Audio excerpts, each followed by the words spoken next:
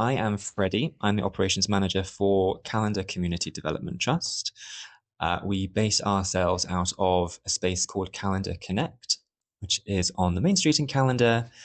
It is a bit of a trial in that it's a community, multi-purpose community space that groups can use and access whenever they like if they're community groups, and they can access it for free. So it's meant to be a low-cost, accessible point for the public to use, sort of in lieu of a village hall, because we don't have a village hall per se in Callander.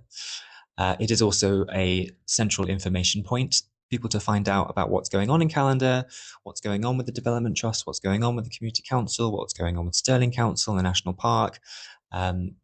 Find out about planned projects or development plans, or ask questions really.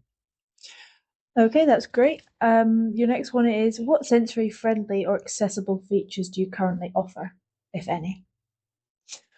So to describe the space a little bit, we are accessible in that we can allow for wheelchair access. We managed to source a old railway platform ramp. Don't ask me from where and who got that. So yes, we are able to have meetings here. We've had meetings with community councillors who are in wheelchairs. We've had meetings with groups like the Adaptive Riders Collective, who are a local community interest company that take people out on adapted cycle rides around the national park. Otherwise, it's flexible, I suppose, is the short answer. We are up for accommodating for whatever need kind of comes through the door, and we want to be able to do that. So whether that's having some music on, if that helps people kind of concentrate while they're working in here. Equally, if it helps them concentrate to not have music on, we accommodate for that as well. I've got like clear signage, but to be fair, the sign out the front's pretty clear and easy to read anyway. It's not really harsh on the eyes. Yeah. And it's quite quiet in here, so. It's quite quiet. It's quite private as well. Like this main bit that we're sitting in at the moment is... You don't feel like you're in a giant walkway, I don't think. No, exactly. It is pretty... and we can make it even more private. We've had people using this space having confidential meetings, and in that event we can screen off the access into this space. We can also just leave them here, and they can people can unlock the space and lock the space up themselves.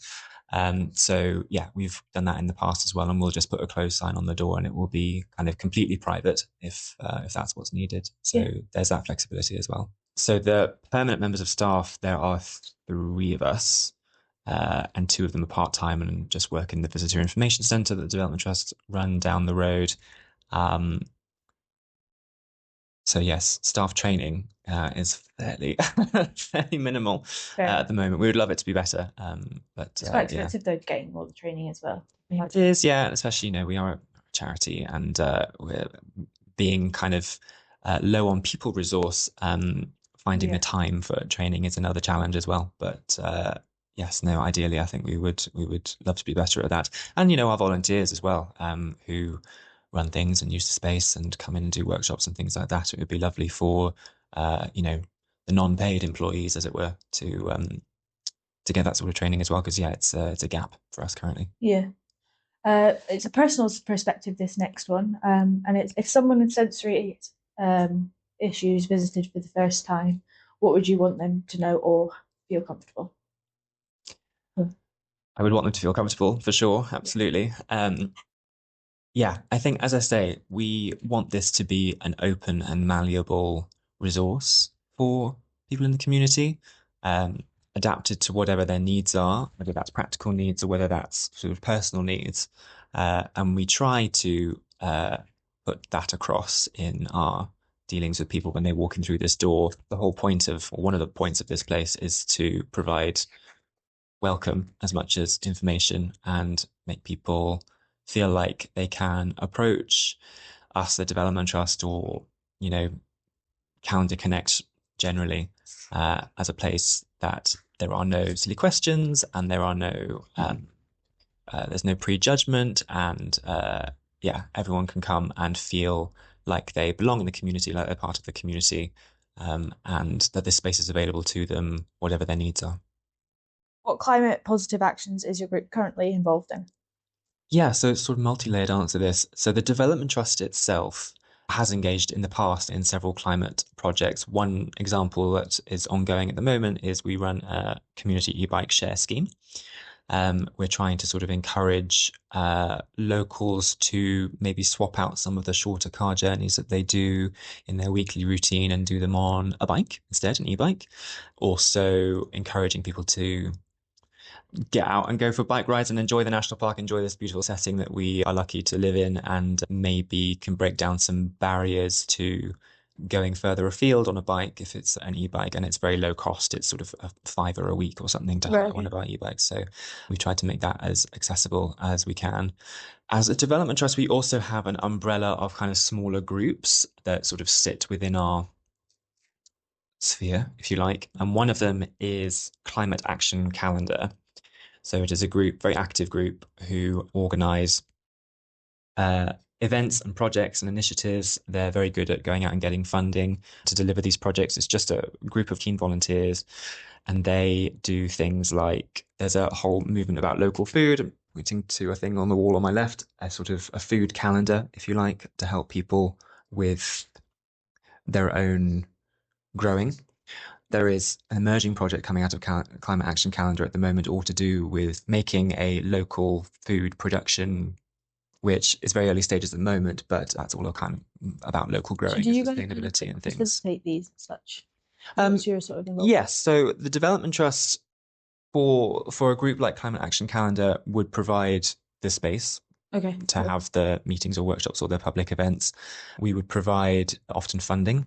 Development Trust have its own fund, which is money that has been generated by our hydro scheme, which has been running since 2014. So yeah, it's a hydro scheme that was installed about 11 years ago and has been very successful and allowed us to do a lot of the things that we're doing today. But yeah, it means that we have funds that kind of local groups can apply to. So Climate Action Callander can access funding from us from that way. And we can also act as their sort of bank account as well for unconstituted groups that don't have bank accounts or things like that. They can hold funds with us in a ring-fenced account that they can draw down from at any time, and they can give those bank details to other funders if they apply to people like Bell or the National Lottery or whoever. And so we provide sort of that financial kind of backing for them. They're also kickstarting a community heat team at the moment. They got some funding for equipment to be able to go into people's homes and tell them where the heat loss is. And that is freely available to anybody in Callander that wants it. So they're getting some training for being able to do that at the moment. So all their thermographic equipment has arrived, and that project will be rolling out in the very near future. So another thing I should mention is that the Development Trust is leading on a partnership with 9 other communities in the catchment of McLaren High School across Stirling Council, and we're wanting to collaborate on a large-scale catchment-wide climate action project.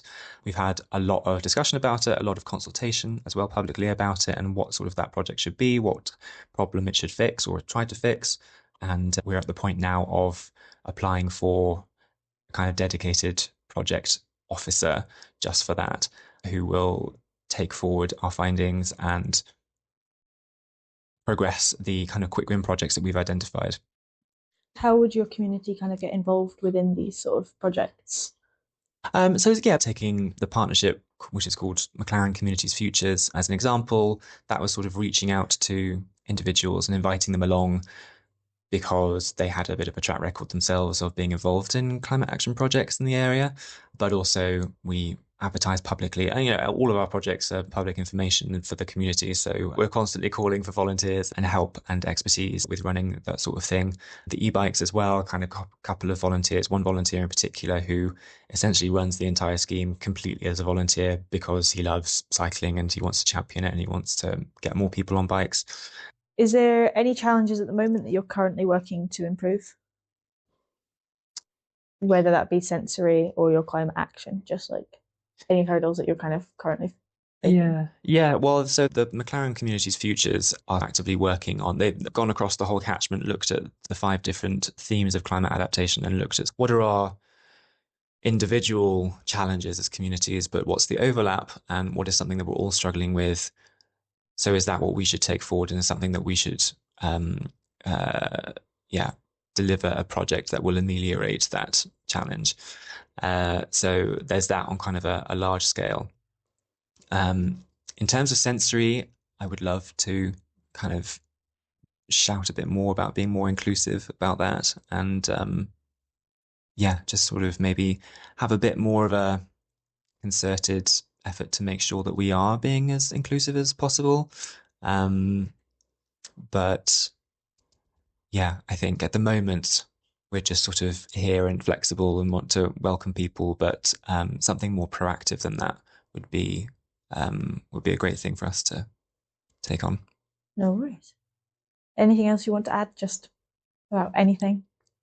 Oh, that's what went out of my head. We are getting closer to another example of engaging the community. We'll be engaging with the community quite a lot on a specific project, which I'm hoping will start in the very near future. Are planting some trees. The reason why I'm looking over here is because we're planting them in this area of Callander, just south of the river. We have got lots of kind of agencies and landowners, etc., on board, and everyone's very excited about it. But I'm hoping that that will be a real opportunity to get lots of community members out to kind of help with the physical planting and the ongoing maintenance and things.